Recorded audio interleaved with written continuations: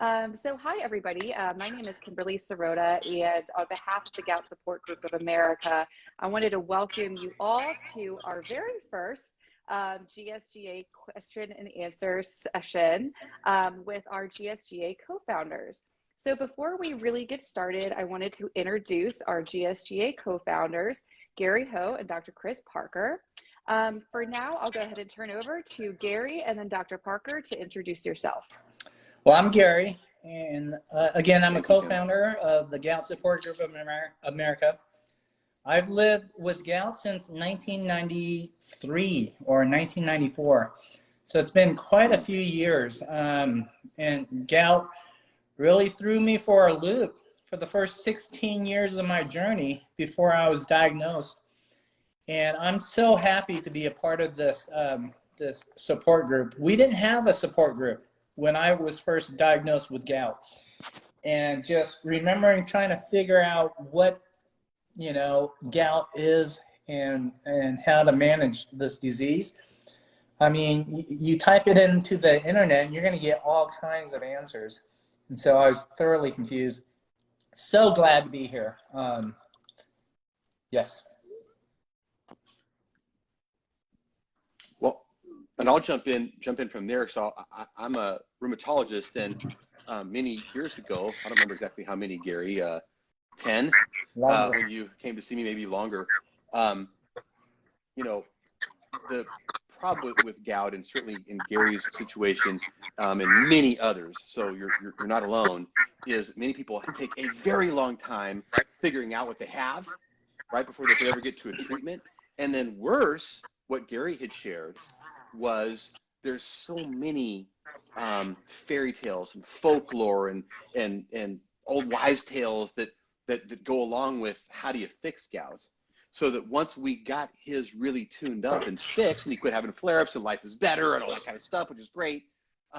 He's like, God, I mean, where's the support group? Where do I get information I can depend on without a bunch of charlatans trying to sell me, you know, any number of things that don't work, right? And so ultimately it was that really made Gary and I kind of come together so many years ago to initially, he was coming to my clinic with other patients on Saturdays, and I'm just trying to give basic information. It wasn't just my clinic; it was other doctors in the other patients in the Austin community, followed by other doctors. And gradually, it grew from that to Facebook, hundreds and then thousands and then tens of thousands of people that really found a home here, trying to get not just useful information, but also support, because people who, what we've noticed is people who have never had gout, right, and not very knowledgeable, that, you know, they think like, oh, this is kind of like arthritis, like I got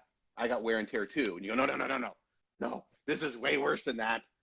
And so spouses, family members, loved ones will come and join and try to understand, like, what's the deal with this thing?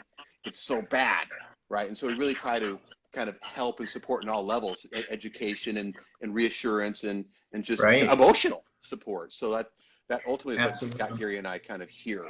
And I'm, you know, we're happy to be here and doing this live thing, because we've never done that. We've always kind of give our own spiel. Absolutely. So well, I think the way it's set up, and correct me if I'm wrong, Kim, is we were hoping we could take a, you know, solid about an hour and just field questions from you guys out there who are, you know, each person is at their own level and kind of where they're at with gout, and just see if we can help in that regard. Yes. Personal questions. And Kim was going to read them to us, I think. So thank you very much, Dr. Parker and Gary. And before we kind of get into it, you know, I do want to just, you know, say that this event really is meant to answer any questions that you have on gout and successful management of your gout. And just as a note here, we want to make sure that, you know, this program cannot and should not take the place of you seeing your healthcare provider. We encourage you to talk to your health care provider, your doctor, about any ongoing issues you may have. But this is supposed to be, you know, this is an open question, and we will answer your questions the best that we can. So we will go ahead and get started. And I'm actually going to get started with one of the questions that I see on the page a lot. And that first question is, can anyone get gout?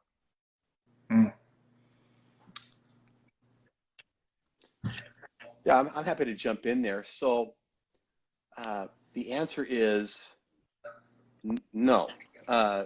Basically, babies don't get it. I've never ever heard of that. And in world literature, I've never heard of that reported. And it used to be thought that kids cannot get it.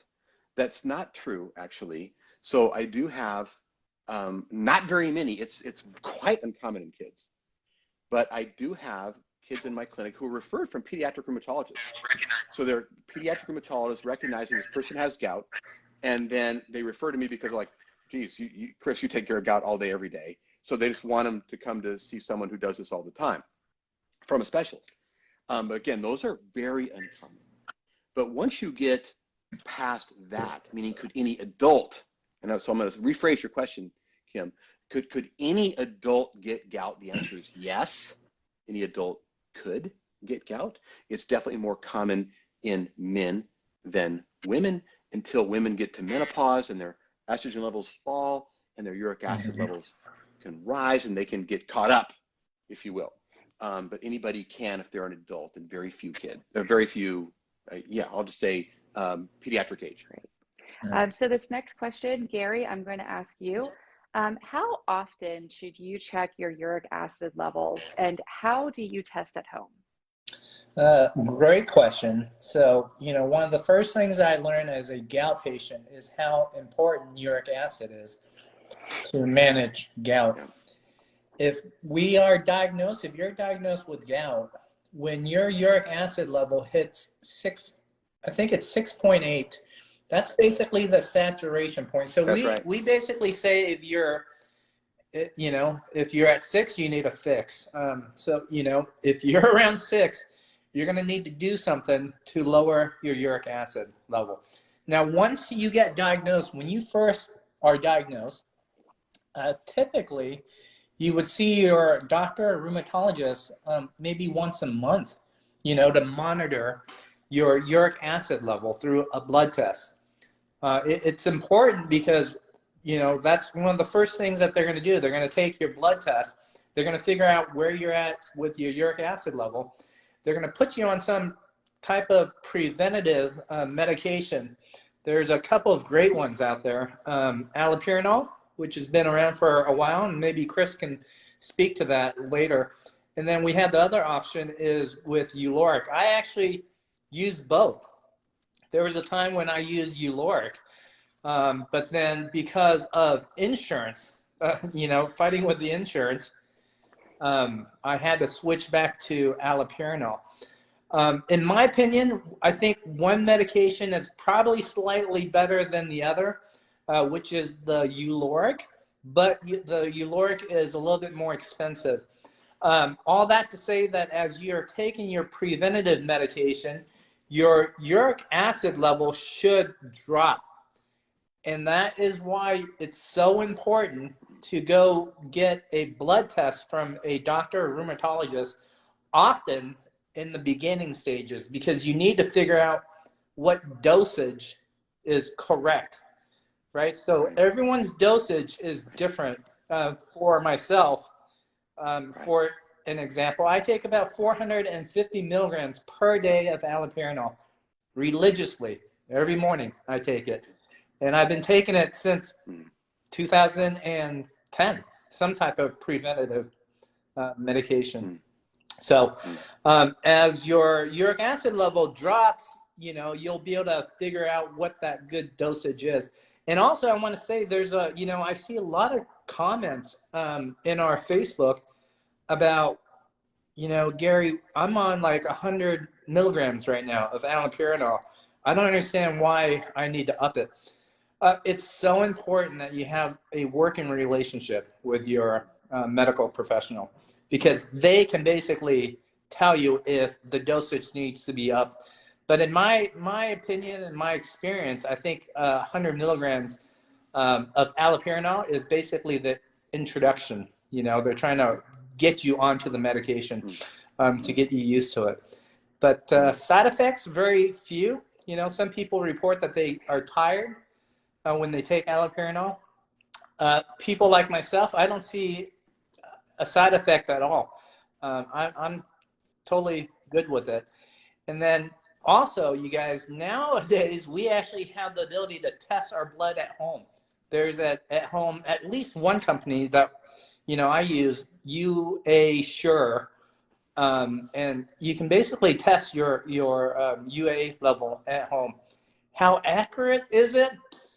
I you see in our support group, some of our members are like, man, I just tested myself at home and I was at like 4.6, and then I go in the doctor's office and I'm at 6.9 or something. Why is it off?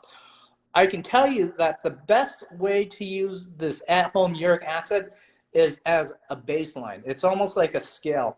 When you're trying to lose weight or trying to get healthier, you get on that scale. Sometimes the scale is a little bit off, but as long as you're using the same scale, you're going to have a baseline and know kind of if you're moving up or moving down. So, all right. Great. Thank you so much, Gary.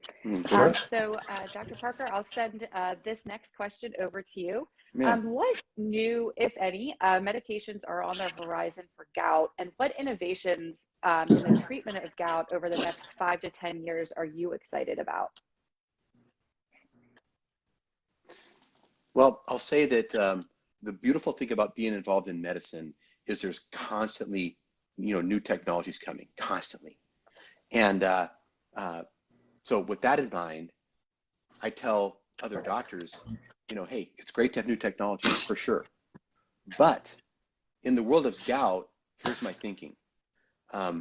First, the current therapies that we have, and Gary outlined a couple of them, are excellent. And so if the vast majority of people can solve their problem with a medicine that's been tried and true for many years or decades, I don't need a new technology. Let me start with that, right? And then what's real exciting to me is for people who have very bad gout, and it would take me just a long time to solve their problem with pills. We have a medicine called Krystexxa. It's been out for about 10 years. And even though we've had it for 10 years, lots of doctors, including rheumatologists, don't have any experience at all with it. So if somebody's got really bad gout, and they might need a medicine like that. It's an IV medication, it's not a pill. And it's basically an enzyme that literally breaks down uric acid and breaks it down to a very water-soluble salt that you can eliminate it.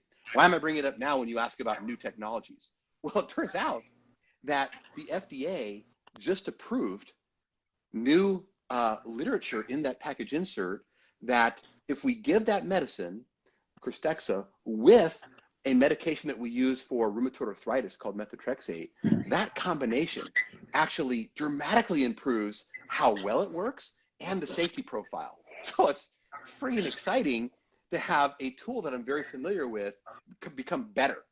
And so that was just launched and just came out over the last couple of months. I mean, so it's super exciting.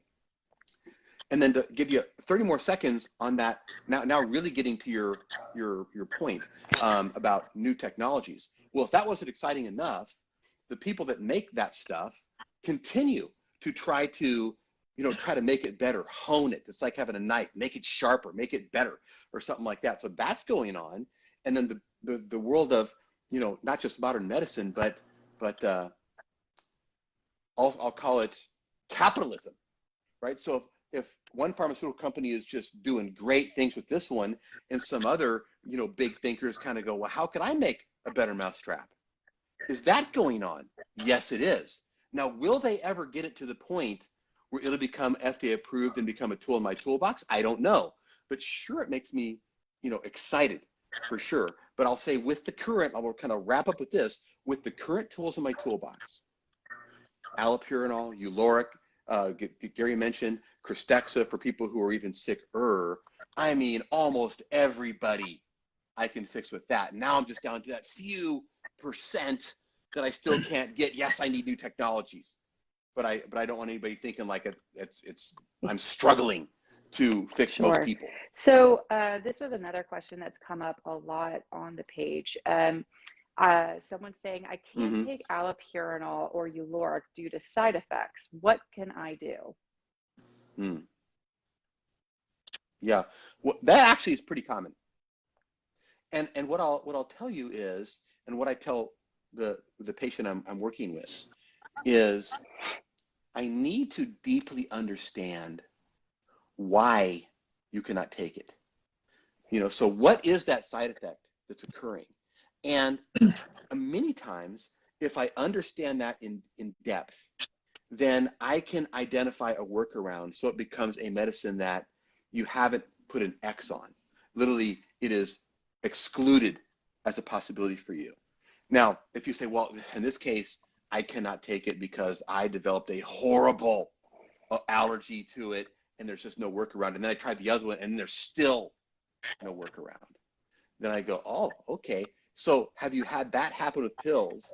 And you also cannot take the medicine I mentioned earlier, Krystexxa. It's an IV medicine that's really, it's not a chemical, right? It's not a pill.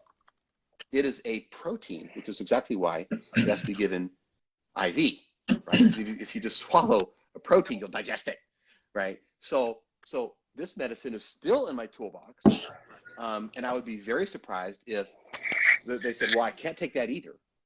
Then what would you do? And I'll tell you, even those people, I can really help because I look at the big picture and I go, okay, what other medicines are you on? Are you on a medicine that I could either delete because it increases uric acid, and there's plenty of those out there, or can I identify another medicine that's not designed to lower uric acid? I'm going to say it's kind of a happy side effect, where a particular medicine, say used for blood pressure or cholesterol or something like that, can I put that in and get a 2-for-1? Because a lot of people have high blood pressure or high cholesterol or both, right? And so I kind of use the analogy of like a chef, where I'm using a little of this spice and using a little of that spice, and I taste it and see if it's good, and I add a little more, and then until I finally get the medicine right. Let me just add this too. It's so important to work with a good medical professional, someone that I would say specializes in what you're struggling with. Okay, there are many doctors out there, general doctors, they're good at what they do, general medical practice.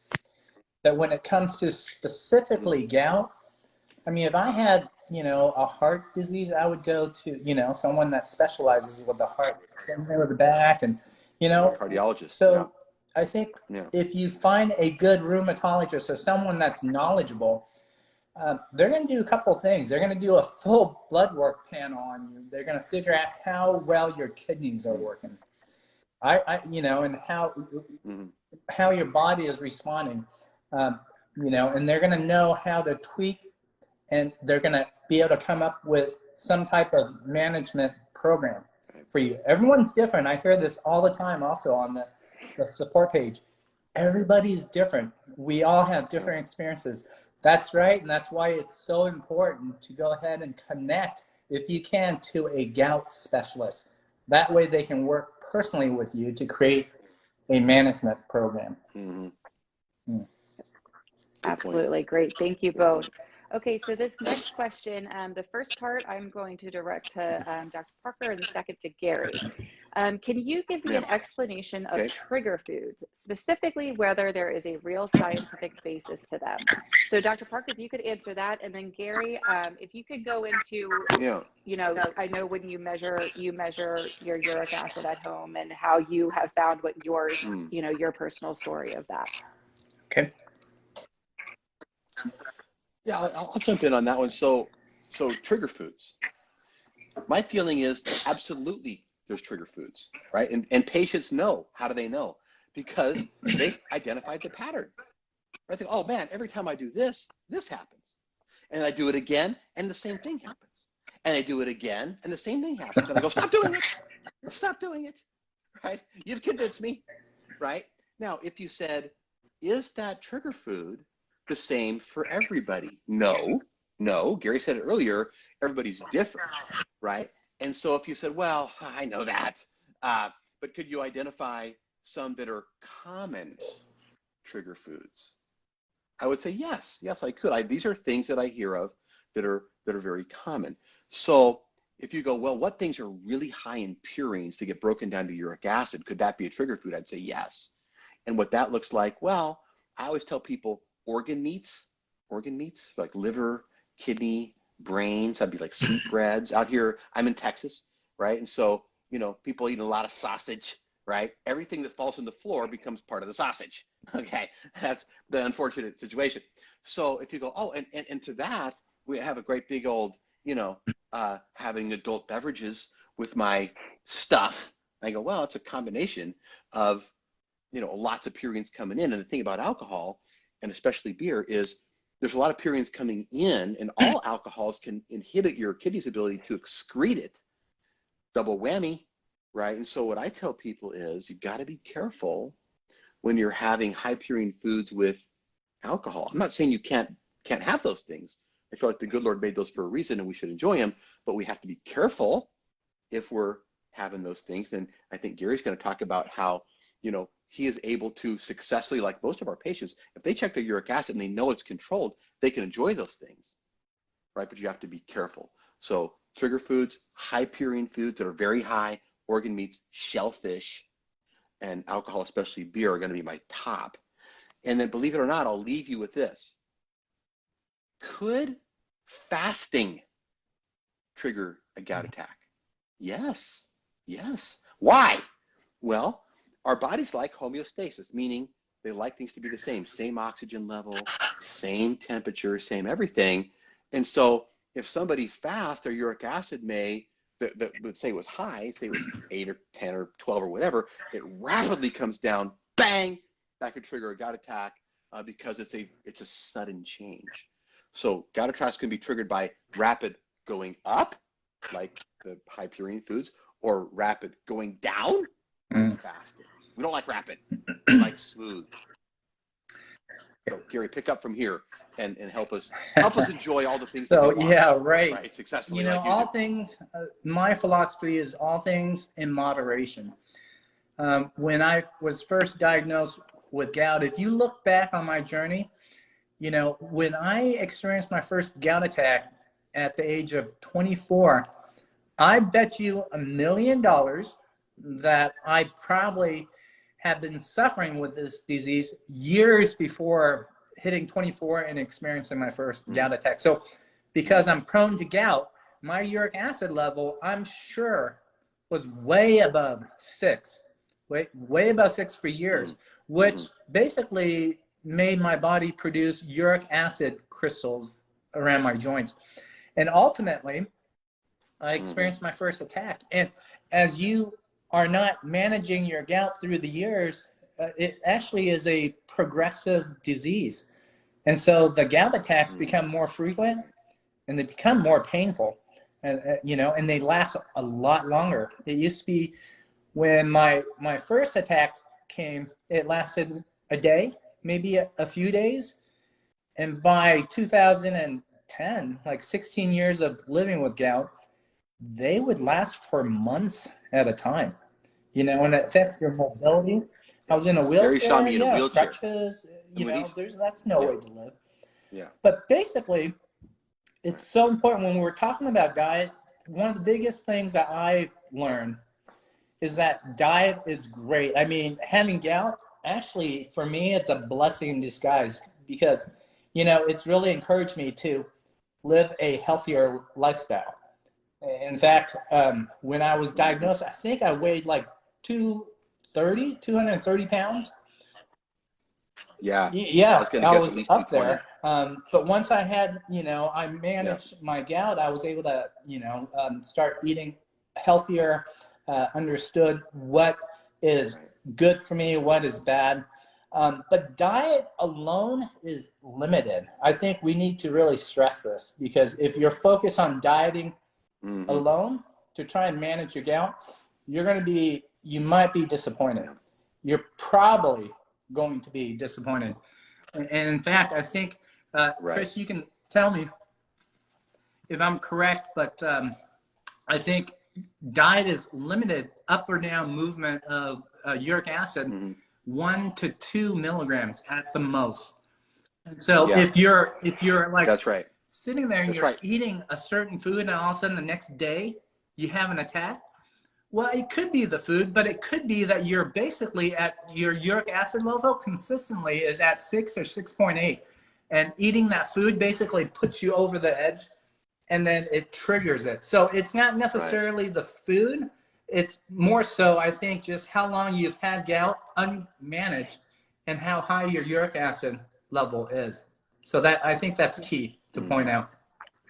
Absolutely. And Mm-hmm. Gary, what are You're right your about that. trigger foods? Would you share those with us and how you found out that those were your trigger foods? Well, through gout attacks, for sure. So steaks, right? Mm. I'm a foodie. I love food. I'm the guy that will visit a restaurant and pull the camera out, and I'll stop you from conversing with me until I can take a picture of my food and yours so I can post it. You know, that's how I am. I think, you know, food Right. really binds people Right. together. We share community through food, and it's expressed through our culture and what we love, and it brings memories back and all those things. And I'm Vietnamese. I That's true. love Vietnamese food, Asian food. I love protein. I love protein. Um, Yeah. and, you know, being someone that suffers with gout, one of the first things that most doctors will say is you need to really stop eating protein. I would say this: do what you can to get your uric acid level down below 6. Give it some time. Allow your body to cleanse out the uric acid crystals that's been building up around your joints. Once you've been able to manage your uric acid level, you can actually enjoy anything you want in moderation. There's not one thing that I keep from, except for maybe Coca-Cola. You know, anything like that. Fructose, I try to stay away from. But, you know, when you're talking about like salmon, steak, shrimp, I'm all in with that in moderation. Oh yeah, Gary and Yeah. I have had a steak dinner before, and he doesn't flare up. He has. When's the last time you flared up? 2010. How many years has it been? Remember, my case Yeah, was 2010. Knock on really wood. bad. So 12 Yeah, years. because my Yeah. uric acid level, Chris, was about 10 when you diagnosed me with gout, and we had tried to get my uric acid down with some medication like allopurinol, Uloric, but it was taking way too long. Yeah. And at the time, I was so lucky Yeah. to be a part of the Krystexxa trial run. So this is actually before Krystexxa was FDA approved, and I was able to go through the experience. And you talked about the body, you know, try to not change the body overnight. I think after the first treatment, and it was basically 9 months of 9 months, 6 hours per treatment, twice a month. I would go in for a drip therapy, almost like a chemotherapy, right? That's how I would describe it. But right after that first treatment, my uric acid level went from 10 to virtually undetectable. I think it was very close to 0. Right. And the first few months was Right. agonizing. I was experiencing so many gout attacks, I thought I was doing something wrong. I actually wanted to stop the treatment.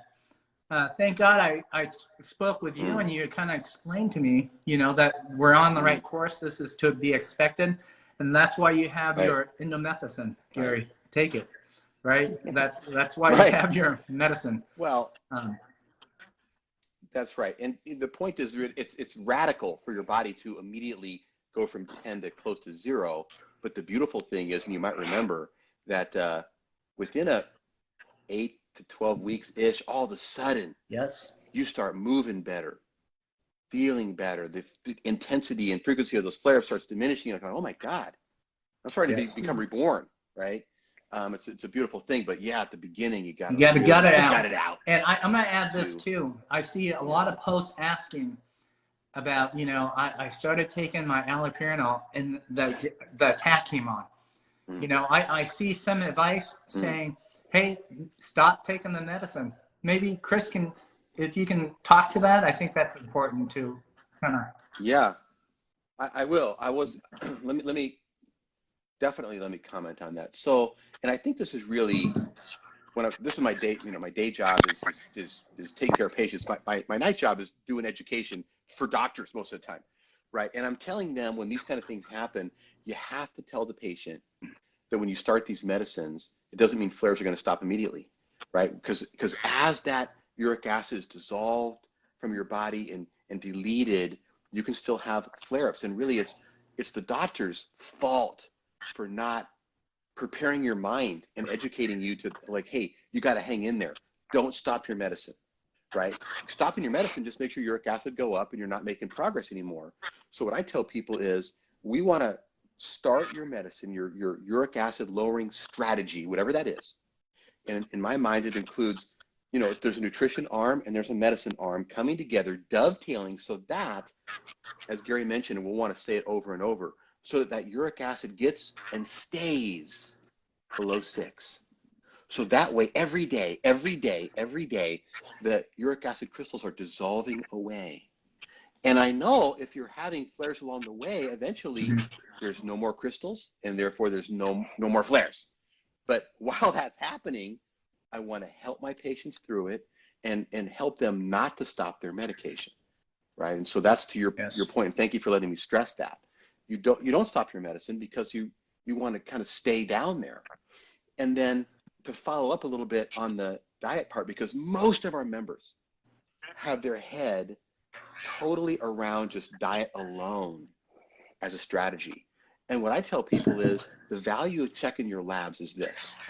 If you're trying diet alone and you somehow think that you're literally someone who is perfect and you're not going to fudge it, right? Birthday, I don't fudge it, right? Anniversary, don't fudge it. Christmas, no, I don't fudge it. And I go, okay, God bless you. That's great. That's not me. Okay. I still like to enjoy stuff. But ultimately, if you go, I can do it with that. I never get off my diet. I go, great. Check your labs. Check it frequently. You know, do it once a month at least, right? At the doctor's office and your home meter, like Gary said, see where you're at. And then the data speaks for itself, right? So if you're always less than 6, you don't need medicine. God bless you. That's beautiful. But most people who live on the earth, and I got Olympic athletes in my clinic, literally. I have professional athletes in my clinic, literally. And these are very disciplined people. And they look at me like, well, I mean, I'm gonna have some adult beverages. I mean, intermittently. And I go, of course you will, right? So I don't expect you to be perfect. And I don't want you guys out there thinking you have to be perfect with diet. Diet's important, but most of us cannot do it alone. And one of our members asked about fluid intake, water. Is that important? Sure it is. If you're dehydrated and they're not functioning well, and your kidneys are very important in lowering uric acid, that's important, right? But is that going to solve the whole problem just by massive hydration, right? Probably not, right? Probably not. You can't do that around the clock, right? So ultimately, it's that dovetailing nutrition and other good things in life with medicines, checking your labs, making sure you're successful. Don't guess with this thing. This thing, meaning gout, oh man, and Gary can speak to this. Oh, it'll flare up at the most inconvenient times. All right? the time. Mm-hmm. Holiday, you know, right? So don't mess with this thing. You get the data. Act on the data. And that way you know you're under control. Otherwise, you're a time bomb. Yes. Amen. Mm-hmm. Absolutely. Yes. Diet, hydration, medication. Yeah. Take care of your body. All that stuff's so important. Yeah. Right? And then get the data and act on it. Thank you for, see, Kim, I'm a long talker. Gary's a long talker. Summarize, cut down to like, she did in 1 sentence. Right? Yes. That's why I'm here, guys. Beautiful thing. That's right. I appreciate it. So I'm going to switch a little bit to another question that came up. Yep. Can you talk about, Dr. Parker, I guess we'll put this one towards you. Can you talk about the approximate prevalence of gout as genetic, specifically with genetic testing versus other people in my family have it?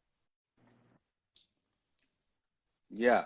So I'm going to start by saying genetics is important, and I see it all the time.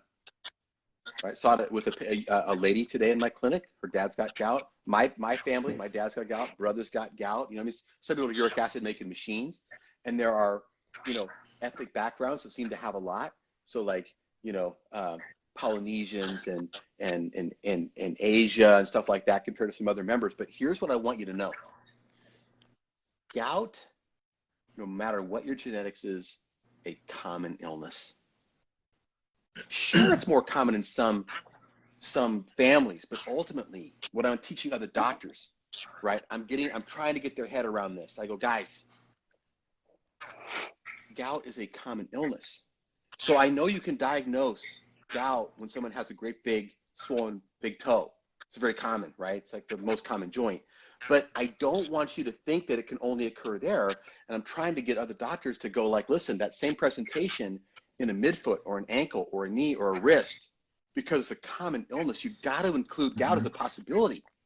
That way you can diagnose it, because if you don't think about it, you won't diagnose it, right? So you have to keep it on your mind. I don't care what somebody's family history is, keep it in mind because it's very common. And then you can really get the diagnostic testing done. Gary mentioned uric acid. There's other things you can do to rule out other disorders, rule in gout, and then you can get that firm diagnosis and launch on therapy, because this thing is doable. This thing is fixable in that it's manageable. You know, Gary's case in point, and many of our members, they're like, oh, I haven't flared in years. Why? They check their labs. Tim's going to summarize this in a minute. I check my labs. I act on the data. Okay. Lesson 6. I got No, there. that's great. So that's my story on family history. Family history is important, but it's common no matter Gary, what. did you have anyone in your family with gout? Yes. In fact, my dad has gout. So gout runs on, on his side of the family. When I experienced my first attack at 24, my dad pulled me aside and said, there's a possibility you have gout. We have it in our family. You should tell your doctor, which I did. I told my doctor that, but he said, young man, you're just too young to have gout. Completely dismissed me. And that's a point I want to bring up is, as a patient, we need to be comfortable with advocating for ourselves. All right. Too often, I think we just go along with whatever a doctor would say. And I think, there's room for second opinions. If you have gout in your history and no one's taking you seriously, you don't feel like you've been heard, you've been understood, and they didn't give you a simple blood test, which is what, $20, $30. It's not very expensive to give you a diagnosis. You might want to find another medical professional. You have to be okay to speak up.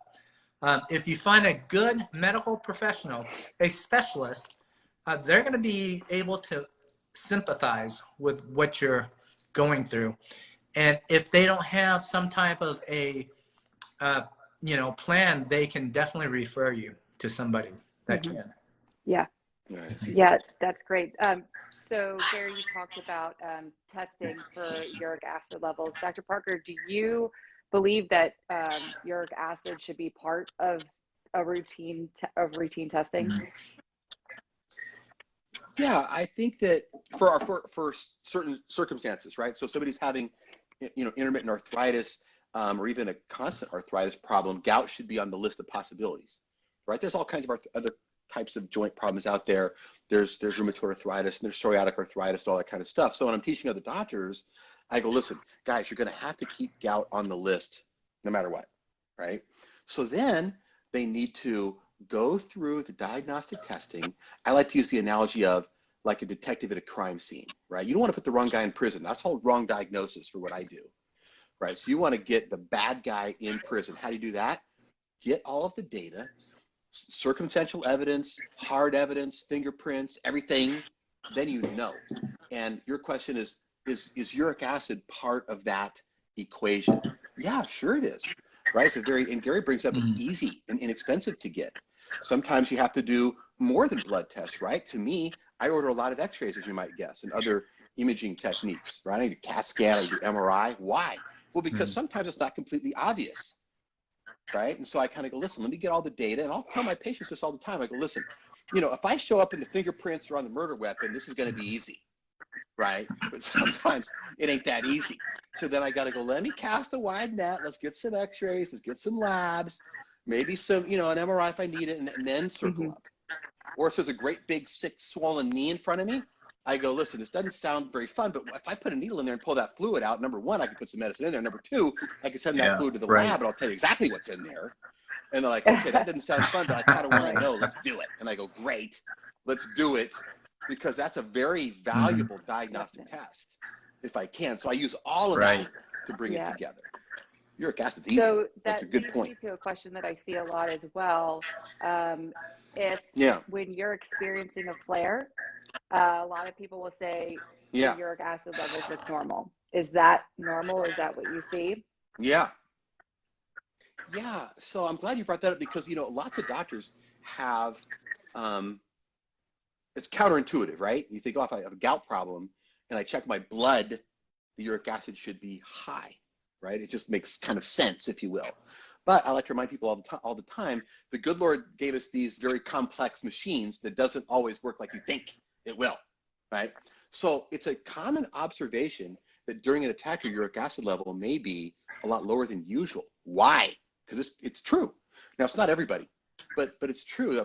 20, 30% of people or so can have a uric acid level during an attack that's very low. So what we've come to learn over the last decade, really, that the inflammatory response, meaning the immune system, when it has an attack, so it's really angry, trying to get these crystals out of a particular area, massive inflammatory response that occurs actually has an impact on the kidney that tells your kidney to excrete more uric acid, get more out, right? And so when that is occurring, if you check your blood and you go, oh man, it's a lot lower than usual. That's why, right? So because somebody's kidney is really getting after it.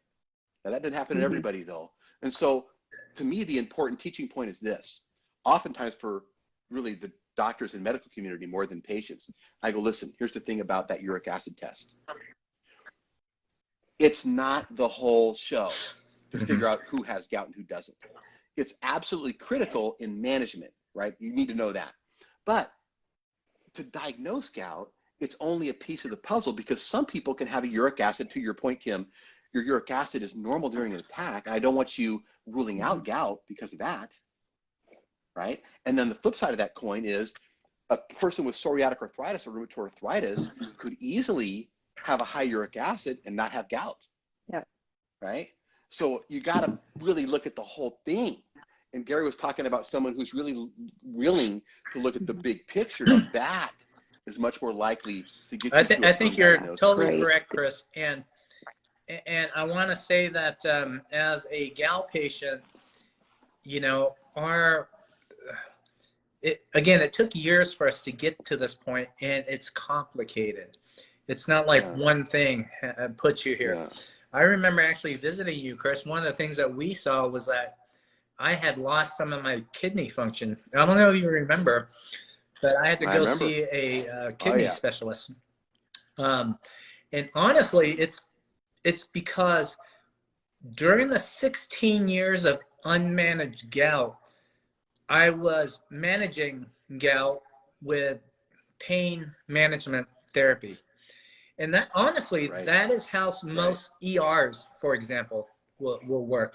If you go to an ER and see an ER doctor, they might see the swollen joint, see how much pain you're in, and maybe offer a quick fix to try and get rid of the pain. But it doesn't address what's causing the issue. And that's a big thing. So that is why it's so important for you to see a specialist that knows gout, because there's, you know, you can treat gout with pain management. And ultimately, if you take too much of that pain medication, I mean, for me, it affected my kidneys. I lost 20%. I regained it. I'm healthy now. And that's because I am proactive now with my gout. I'm no longer reactive with my management. I am proactive. And I think that's the message we want to get and continue to press for every single gout patient, all our members. Absolutely. Great. So Gary, I'm going to direct this next question to you. And just a heads up, we have about 9 minutes left here. So what advice do you have for those facing disparities that are unable to see a doctor, but facing prolonged and frequent attacks affecting every joint? And wow, that's a really good question. That's a hard one to answer. Yeah, please. Can I jump in on that one, Kim? Is that okay? Because I think about for you, again, whoever's asking this one, you're suffering tremendously. And believe me, Gary and I talk about folks like you all the time. And one of the things that we've contemplated is, how could these guys get some help? Well, I don't have all the solutions, and Gary and I have talked about this, but one thing we're trying to focus is not only on getting you guys good information that you could, hopefully get your arms around yourself, but also trying to become a resource for information that could get you to that person. So with that in mind, if you know or could find out like who's doing gout research, right? And again, there's lots of pharmaceutical companies out there that basically they need you, right? Because they're studying new therapies. And for folks who have never been involved in research, and I do research as well. So what's happening here is, and sometimes you're not on even a placebo. Both sides are getting great therapy. The question is which therapy is better? So even if you have no insurance, you're basically getting what I'm going to call VIP medicine. I mean, nurses are calling you, checking in, they're checking labs, all of it's free. If you have an issue pop up, they're investigating, they're writing down every darn thing that happens to you. I mean, it's massively great medical care throughout the entire experience of doing clinical research, and many therapies that ultimately become FDA approved.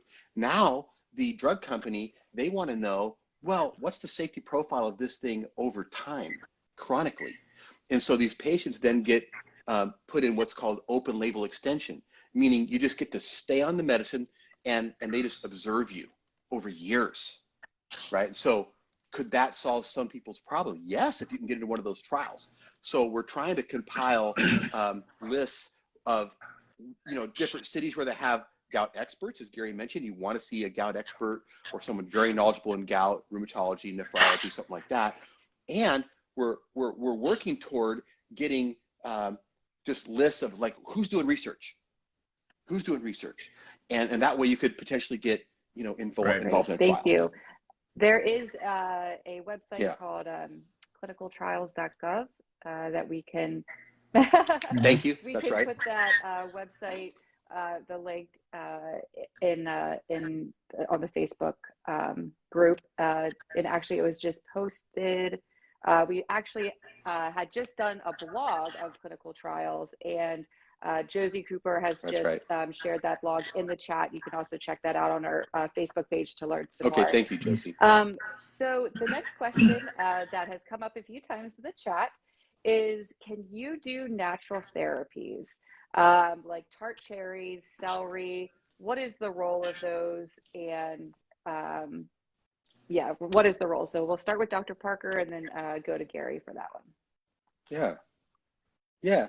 So I think this dovetails beautifully into what we were talking about when it comes to diet, right? Because these are just natural therapies, whether it's cherry juice or lemon juice or whatever you want to do. And, hydration, again, all these things are important, right? So the ultimate question, though, is whichever one or ones, if that's a word, you're choosing, how well is it working, right? So again, you got to check your labs. So if somebody says, oh, I want to eat 27 cherries a day, and I go, fine, that's good. Or I want to do a pill or a cherry juice or whatever, I go, that's fine. Or turmeric or celery or whatever. Again, all those things are wonderful things, and there is some science behind not just cherry juice, but really it's citrus fruit. It helps your kidneys excrete uric acid. So there's some science behind that, but is it enough?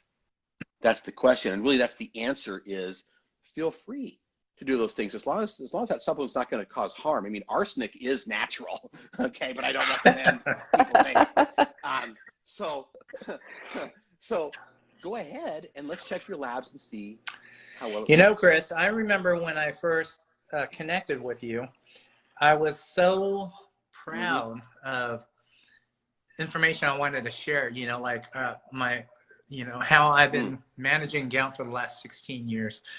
And it was through taking cherry extract, eating yams, turmeric. Yeah. You have your folklores out there, and you have just, family advice. Mom thinks this helps, so you're going to do it. Tart cherry juice. I mean, capsules.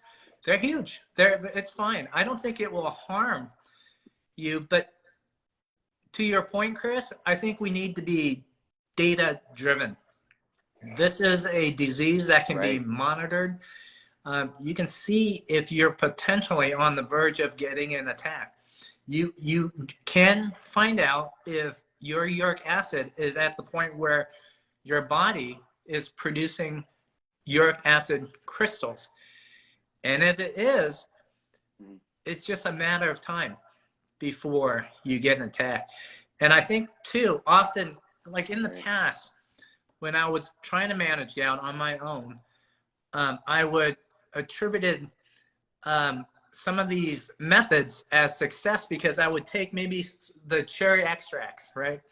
And I would get a gout attack, but then it would go away, maybe in a week or whatnot. Sooner or later, it does go away. Now, in my naive mind, I thought, hey, if I am not experiencing a gout attack, I'm good to go. Oh no, gout's like a sleeping giant. Just because you don't feel a gout attack does not mean it's working against you. It's very, progressive. Gout, if you're not taking the beaches, it's taking, it's advancing on you. There's no middle ground. There's no like pause. You're either fighting and winning or you're losing. You have to be data driven. Right. And honestly, if the cherry extract works, keep it up. Just know where your uric acid is. Right. Mm-hmm. Check your labs. Know Check your number. Labs. Yeah. Mm-hmm. Yeah, absolutely. Great. That's it. So I feel like we're actually at a good stopping point. It's crazy how fast an hour goes. Wow. But it is. So I wanted to say thank you to everyone participating this evening. And, as we're drawing close to the end of the hour, I wanted to take the opportunity to talk about a special drawing that we're going to be doing in the next couple of weeks. And so we are encouraging you all to sign up for the Gout Support Group of America newsletter, which includes things like the blog that we just talked about here on clinical trials, straight to your email, really good information. And so all of those that sign up for the newsletter will be entered into a weekly raffle to win a home uric acid test kit, the one that Gary has talked about. Awesome. That he uses. So winners will be announced weekly. And so we really encourage you to sign up for those newsletters. Also, we have a survey that's currently pinned to the top of the Facebook page. And we are encouraging you to complete that survey so we can continue to find ways to make sure that we are doing everything that we can to best support you. And it's great to hear your feedback so we can continue to create programs, materials, and that sort of thing that really does support, your gout journey and successfully managing gout. That is really our goal, is to help you make sure that you can successfully manage your gout. We have a website, goutsupportgroup.org, that we ask you, to go ahead and check out with more resources. And to sum this up, I'm actually going to turn it back to Gary and then Dr. Parker just for some of their final thoughts before we sign off. So Gary? Okay. Man, I can't believe it's been an hour. So happy to be a part of our first Facebook Live. If you're suffering with gout, just know that you're not alone. There's like 9 million of us in America. And where there's numbers, there's healing and there's power. You're not alone. It's not your fault. That's a big one. It's not your fault. Right. It's just, you got dealt with the gout card when we're playing the poker of life. That's what we have. So we use it, to our advantage. So don't feel like you don't have options, because you do. I mean, we live in America and we have options here. We have a lot of scientifically based options that could change your life. 30 seconds on my end. I noticed that many people who are listening in and writing comments, they were fantastic ones, awesome questions. There's a lot we didn't cover. So if you go to our the website that Kim just mentioned, sign up. As we continue to blog, we're going to continue to take some of those questions we need to cover. The answers are going to be there. Thoughts are going to be there. We're going to continue to help. And if the summary that I like to share with my patients is just get the data and act on it. And if you know you have gout, if your uric acid's over 6, you need a fix. If it's over 6, you need a fix. Yes. If it's over 6, you need a fix, right? So if you don't know what your number is, there's no way to know what needs fixing, right? So that's it. Just get the data, and there's a lot of good things out there. So with that, I'll sign off and just say thank you again, Kim and Josie, everybody who has helped Thank us you, everyone. along the way. We're going to try and do this once Thanks, a quarter, everybody. so we'll do it again soon. Yes. All right. Yes. Good night. We're coming Good night, back. everyone.